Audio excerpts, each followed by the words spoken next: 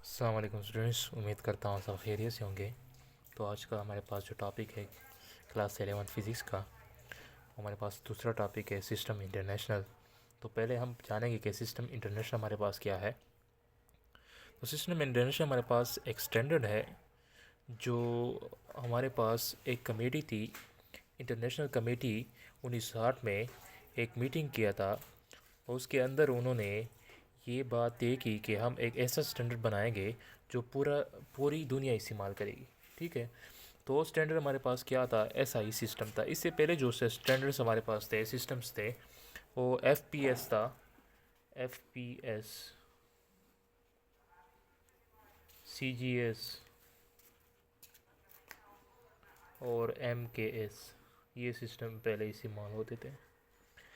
तो उन्होंने कहा कि मुख्तलिफ़ मुल्कों में ये सिस्टम इस्तेमाल हो रहे हैं, तो हम ऐसा सिस्टम बनाएंगे कि वो पूरी दुनिया में इस्तेमाल हो। जैसे हमारे पास उन्होंने भी क्या किया, सिस्टम इंटरनेशनल को बनाया।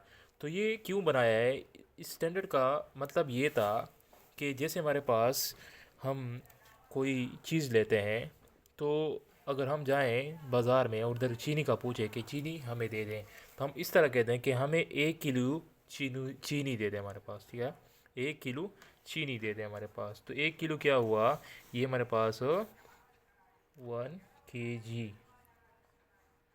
तो ये kg जो हमारे पास है, ये क्या है हमारे पास, ये स्टैंडर्ड है। इस तरह अगर हम किसी चीज़ की लेंथ को मालूम करना चाहते हैं, तो उसके लिए हम क्या इस्तेमाल करते हैं, मीटर का इस्तेमाल करते हैं। तो हमारे पास क्या है, ये मीटर।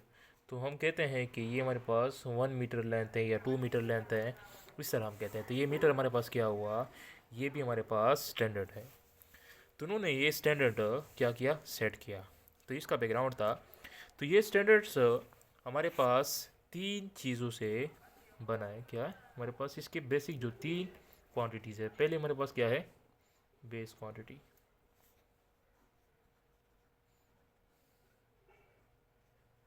ठीक है, इसकी हमारे पास पहली कौन सी क्वांटिटी है, बेस क्वांटिटी। ठीक है, तो हम बेस क्वांटिटी को जानेंगे कि हमारे पास बेस क्वांटिटी हमारे पास क्या है।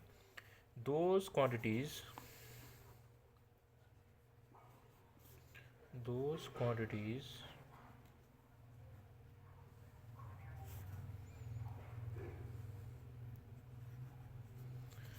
which are fundamental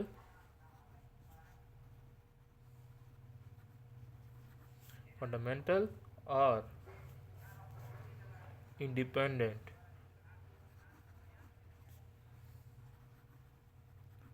quantities। ये हमारे पास जो बेस क्वांटिटी है, ये वो क्वांटिटीज़ है हमारे पास जो फंडामेंटल है। क्या है, बुनियादी है हमारे पास। क्या है, फंडामेंटल का मतलब है बुनियादी हमारे पास। बेस का हम भी ऐसे कहते हैं कि बेस। तो बेस हमारे पास क्या हुई, ये वो क्वांटिटीज़ है जो बुनियादी है। बाकी जितनी भी क्वांटिटीज़ है वो इन्हीं से बनी है। जिसे हम कहते हैं डिराइव्ड क्वांटिटीज़, हम आगे पढ़ेंगे दूसरा हमारे पास जो है इसका। तो हम क्या कहेंगे कि ये बेस क्वांटिटीज़ जो है, ये इसके बुनियादी क्वांटिटीज़ हैं।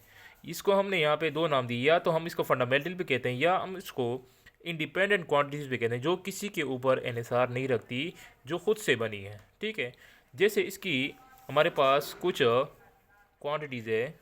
जैसे हमारे पास क्या है, मास। तो मास की यूनिट हमारे पास क्या होगी, केजी हमारे पास है। ठीक है, इस तरह हमारे पास कि अगर मैं कहूँ कि लेंथ, तो लेंथ की हमारे पास क्या है, मीटर यूनिट है। इसके हमारे पास बेसिक 7 यूनिट्स है। कितने हैं हमारे पास, 7 बेस क्वांटिटीज़ है और उसके 7 हमारे पास यूनिट्स। जैसे हमारे पास लेंथ हो गया, मास हो गया, टाइम हो गया, electric current, temperature, intensity of light, amount of substance, ये हमारे पास बेस क्वांटिटीज़ है और उसके हमारे पास 7 यूनिट्स है। ठीक है, तो ये हमारे पास क्या हुआ, ये हमारे पास बेस क्वांटिटीज़ हो गई। इसके बाद हमारे पास क्या है, derived derived quantities.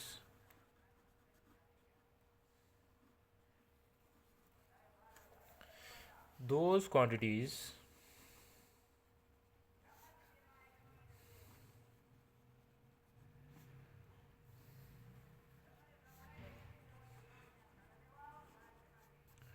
which are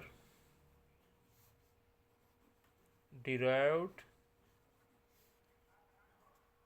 or dependent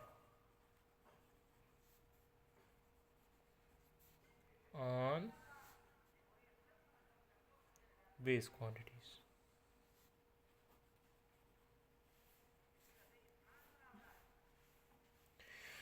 ये हमारे पास वो क्वांटिटीज़ है जिसको हमने डिराइव किया है किससे, जो हमने आगे पढ़ा था बेस क्वांटिटीज से। किससे? जैसे हमारे पास यहाँ पे बेस क्वांटिटीज था, इसी से हमें इसको निकाला हुआ है। तो हम कहेंगे कि derived quantities are those quantities which are dependent on base quantities या डिराइव्ड फ्रॉम बेस क्वांटिटीज। ठीक है, या हमारे पास क्या है इसकी definition, those quantity which are derived from base quantities. यहाँ पे हम फ्रॉम का इस्तेमाल करेंगे इसके लिए, और अगर हम डिपेंडेंट का इस वर्ड इस्तेमाल करें तो डिपेंडेंट ऑन बेस क्वांटिटीज़।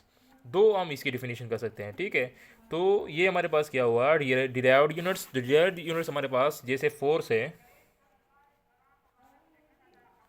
तो फोर्स का हमारे पास फार्मूला क्या है, F is equal to ma। तो m हमारे पास क्या है, मास है।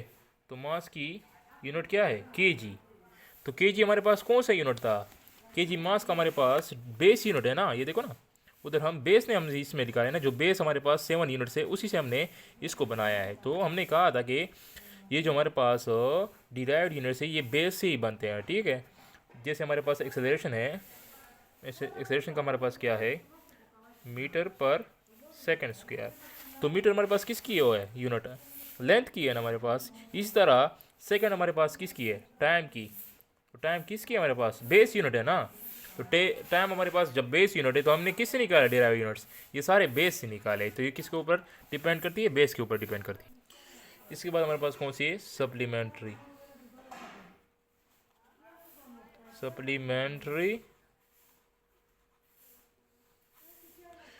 क्वांटिटीज या यूनिट्स। तो बेसिकली हमारे पास सप्लीमेंट्री यूनिट्स जो थे ये हमारे पास बेसिकली 2 है। हमारे पास कितनी है, ये हमारे पास 2 यूनिट्स है। क्या है, और इन्होंने जो हमारे पास वो कॉन्फ्रेंस हुई थी, मीटिंग हुआ था 1960 में, जिसमें ऐसा इस स्टैंडर्ड को सेट किया था, उसमें इसको सही से डिफाइन नहीं किया। तो इसके हमारे पास बेसिकली कितने यूनिट्स है, 2 यूनिट्स है हमारे पास। पहला हमारे पास क्या है, प्लेन एंगल,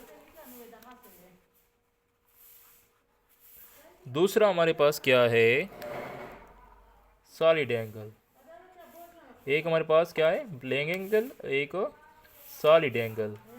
और इनकी यूनिट्स क्या है हमारे पास, प्लेन एंगल का हमारे पास जो यूनिट है वो रेडियन है,